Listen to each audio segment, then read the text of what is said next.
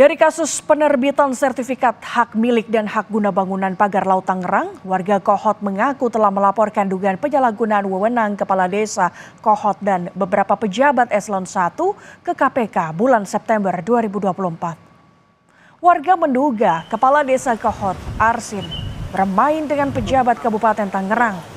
Menurut tim advokasi warga Kohot, penerbitan sertifikat pagar laut bukan kewenangan daerah, melainkan pemerintah pusat. Itu terkait dengan pagar laut. Pagar laut itu bukan kewenangan pemerintahan daerah, gitu ya. Jadi harus ada persetujuan dari pemerintah pusat. Yang dalam hal ini jika laut dibuat menjadi darat itu harusnya izin reklamasi. Nah seperti itu alasannya menyalahgunakan kewenangan. Seberapa kali kepala desa itu memaksa dan meminta warga untuk mengikuti perintahnya. Polisi akan memeriksa Kepala Desa Kohot terkait penyelidikan kasus dugaan penerbitan sertifikat palsu di area pagar laut. Direktur Tindak Pidana Umum Barreskrim Polri, Brigjen Juhandani Raharjo Puro menyebut kasus dugaan sertifikat palsu dan pagar laut akan dilaporkan ke Barreskrim Polri sudah masuk dalam tahap penyelidikan.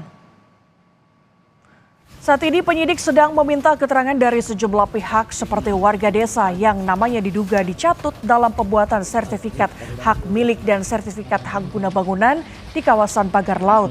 Tak hanya akan memanggil Kepala Desa Kohot, polisi juga akan memeriksa sejumlah pihak dari Kementerian ATR, BPD, dan KKP. Kita akan memanggil tentu saja yang berkaitan dengan terbitnya SHGB.